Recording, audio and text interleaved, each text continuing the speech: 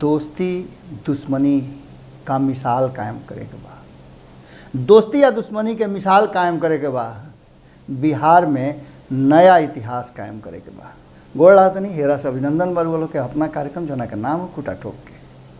आज शनिचर है। शनिचर के दिन शनिचरा ग्रह केकरा सवार बड़े ई अब रुआ आगे पता चली, लेकिन संगे संगे वो आज बड़ा विशेष चीज़ रुआ लोग ले आयल बनी। वो आंकड़ा लेके आयल बनी जो नीतीश कुमार के स्थापित भी रख सकेला और नीतीश कुमार के उलट भी दे सकेला। अब नीतीश कुमार के उलट दी या नीतीश कुमार उल्टे वाला स्थिति पैदा करता कि जौना से सांप भी मर जाए और लठियो बाँचे रहे। ये नीति कोनो नया नहीं है और ये नीति पिछला जो 16 साल से लगभग चल रहा बा। ये नीति में नीतीश कुमार जी अभी एक नंबर में चल रहा बा। राजनीतिक रूप से चाहे जे जितना मजबूत होके कमजोर होके, लेकिन रणनीति बनावे में नीतीश कुमार जी के महारत हासिल बा, एमे कोनो दूरा नहीं है। और ओकरे आधार पर बिहार के राजनीति अब पेटकुनिए पड़ल बा। 2-3 दिन के अंदर में फिर घटनाक्रम चेंज भइला। लगातार पिछला 15 दिन से बिहार में रोज कुछ नया घटना होला, नया बात होता और ओकरा से ई बुझाता कि अब काल का हुई, 10 मिनट के बाद का हुई, आगे का हुई। खबर बा कि विपक्ष के मतलब तेजस्वी यादव पूरा तैयारी कर ले बारे सरकार के सदन से लेके सड़क तक घेरे के। कारण कि सदन में लगभग 1 महीना चलल विधानमंडल के कार्रवाई, लेकिन वो बात अभी तक ले हिगरा के सरकार ना कहलस कि नौकरी के वादा करके हम आई रही सरकार में और नौकरी के वादा पूरा करके कतना कौना विभाग में और कौना जगह पर नौकरी लोग के दिया रहल बा, रोजगार के अवसर पैदा कइल जा रहल बा। एकर सरकार अभी तक ले कोनो श्वेत पत्र जारी ना कैलस। अब एकरा के लेकर के तेजस्वी यादव के मौका भेटा गइल बा और पूरा सदन में अब की हाली एक मिनट रच के उरच के सरकार के जवाब दिले बा। लेकिन खेला एजा नहीं खे। खेला हुआ आंकड़ा के बा 122 वाला जो मैजिक आंकड़ा बा, ओकरा में रुआ लोग के शुरू से बतल रही कि बड़ा कांटा के टक्कर बा। तनिको एने ओने तरजुई पसंगा भर भी एने ओने भइल। पसंगवा रुआ याद होई कि हम पसंगा बतल रही चुनाव से पहले भी चुनाव के बाद भी कि मात्र पसंगा भके अंतर बढ़ुआ पसंगा जेने से एने से ओने भइल कि रुआ बुझ रही कि पलड़ा भसही के बाद। ये पूरा स्थिति में और सब कुछ के देखते हुए एक बात रुआ मान के चली कि कहीं ना कहीं ये सारा चीज के देखते सुनते हुए एक बात पक्का हो गई बा कि अब आवे वाला समय नीतीश कुमार जी खातिन, या तो नीतीश कुमार जी खातिन नीतीश कुमार जी स्थिति पैदा करे बड़े, या फिर ये स्थिति जो आइल बा वो स्थिति नीतीश कुमार जी के नया नीति के चलते, नया परिवर्तन, नया सोच के चलते आवे खातिर मजबूर भइल बा।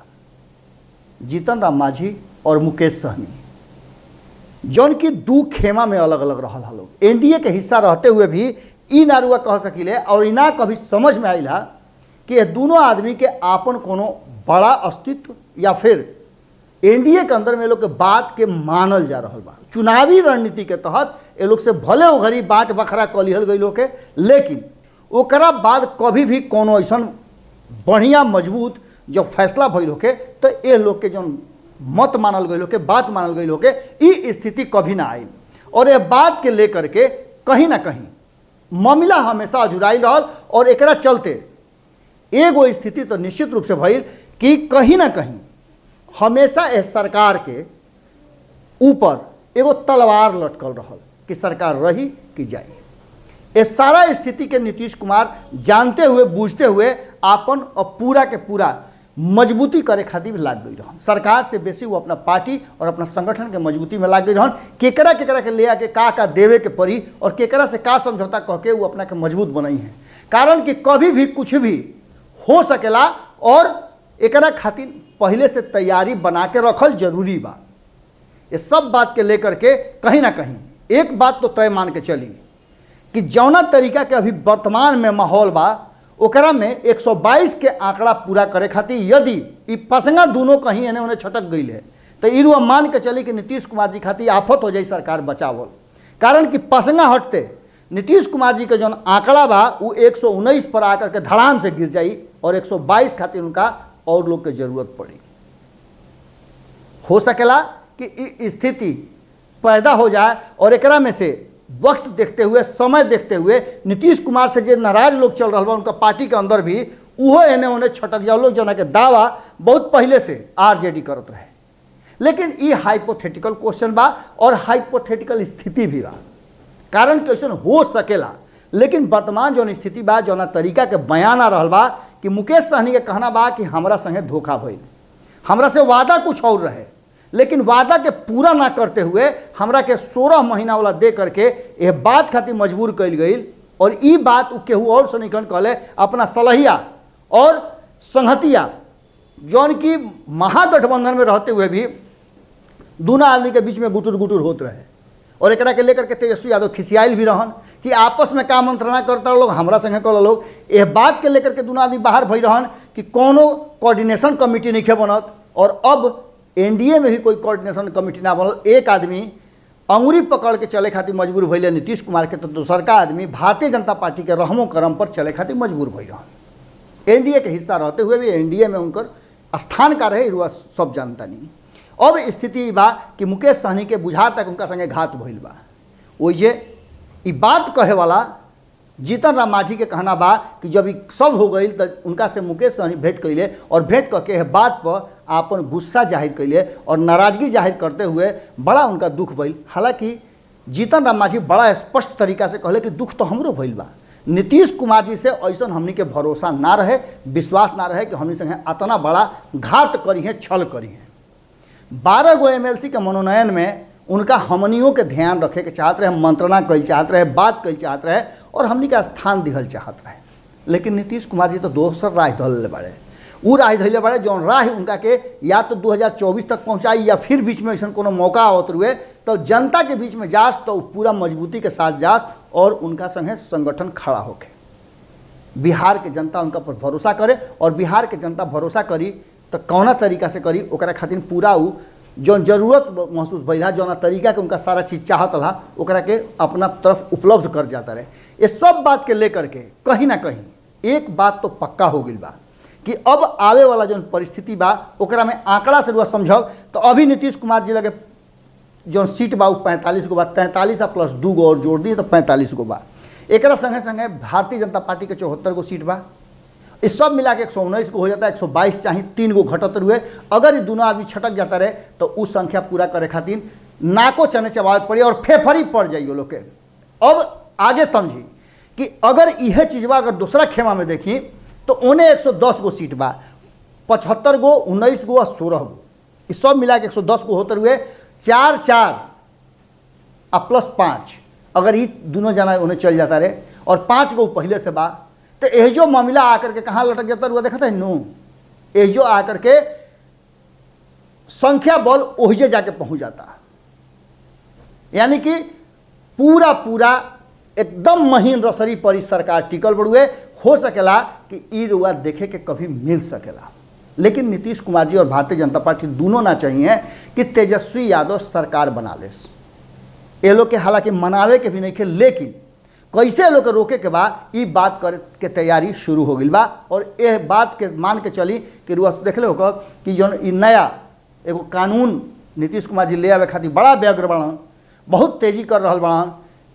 जौन पुलिस मैनुअल में चेंज, पुलिस कानून एक्ट बदले के तैयारी होता कि केहू के बिना कोनो सबूत, बिना कोनो कारण के पुलिस सीधे अरेस्ट कर सकला अगर उनका पर चार्जशीट नइखे भी भइल तो।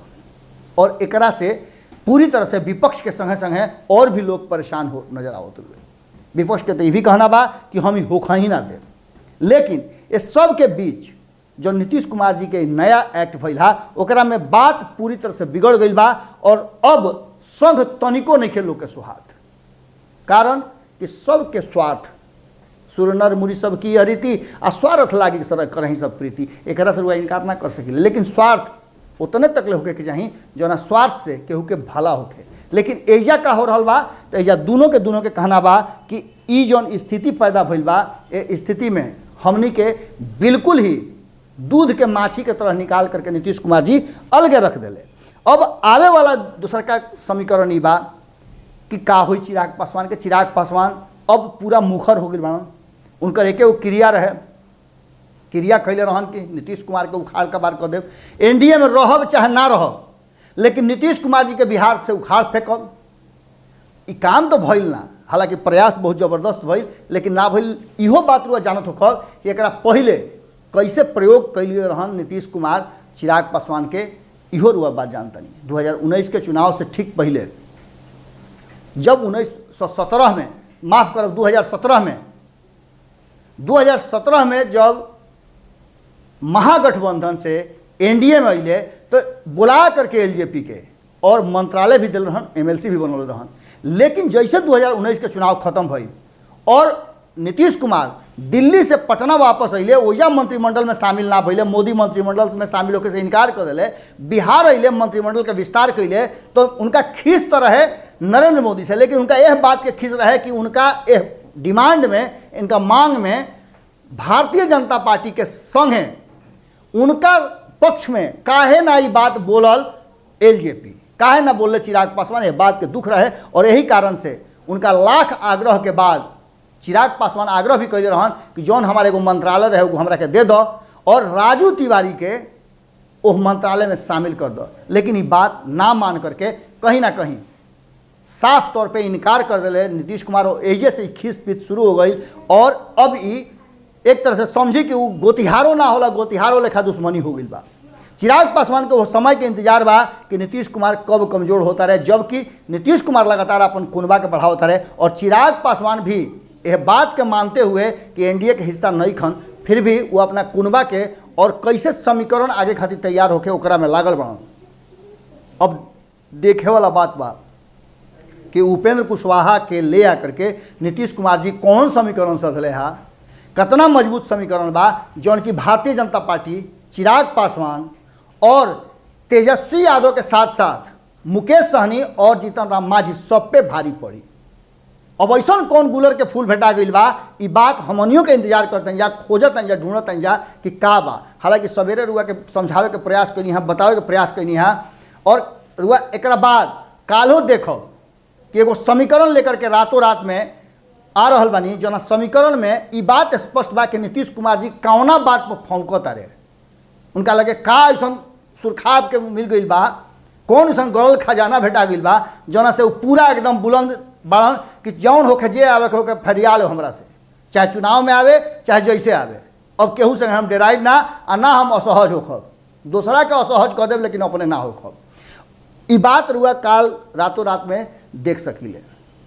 लेकिन तत्काल एक बात तो तय नजर आवता कि कहीं ना कहीं नीतीश कुमार जी के जो नया एक्ट बा ओकरा से भारतीय जनता पार्टी भले अपना चुनावी रणनीति के तहत जो 5 राज्य में चल रहा बा ओकरा के लेके चुप्पी सधले होके, गुमी सधले होके, बाकी जीतन राम मांझी और मुकेश सहनी के मुंह पर हुआ जाब ना लगा सकीले। ये दोनों जना जम करके अब यह बात के उठा रहल बाड़े और खूब भीतरे बिहार के राजनीति खौलल बिया। हो सकेला कि और 2-3 दिन जो सदन बाचल बा, सोमवार मंगल बुध, 3 दिन में बहुत कुछ रुआ देखे के मिली और ढेर खेला अभी खेलकट बाकी बा। लगातार भारत लाइव रुआ के हर एक छोट से बड़ खबर रुआ लोग तो पहुँचा रहल बा। आज के खूटा ठोक में एजे विराम देतानी, फिर रुआ लोग से भेंट हुई सोमवार के दिन। तब तक ले रुआ लोग से निहोरा बा कि देखत रही अपन भारत लाइव, और संगे संगे एगो और प्रार्थना जरूर करब कि भारत लाइव के मदद के बहुत जरूरत बा। रुआ लोग के मदद लगातार मिल भी रहल बा और ये मदद ऐसे ही जारी रहे, जना से कि भारत लाइव मजबूती के साथ अपना काम में लागल रहे। यह बात के हमनी के चिंता मत होके कि रुआ लोग के हाथ हमनी के सर पर नहीं खे। बहुत प्रेम, प्यार, स्नेह रुआ लोग से भेटा रहल बा। ऐसा ही रुआ लोग अपन विचार भी लिखत रही, हमनी के इंतजार रहेला रुआ के विचार के और राउर सहयोग के। गोड़ लागत नहीं। अगर ये वीडियो पसंद आई और रुआ बिहार के राजनीति और बिहारियत से सरोकार रखेनी तो सब्सक्राइब बटन दबा के चैनल के सब्सक्राइब कर ली। ओजे एगो घंटी बा, ओकरा बटन दबा देला से कुल सटीक और मारक खबर रुआ मुफ्त में मिल जाई। अगर रुआ पत्रकारिता के हमनी के नया प्रयोग में सहयोग कर चाहतानी तो ज्वाइन बटन दबा दी। पेटीएम नंबर नोट कर ली 9386816700। धन्यवाद।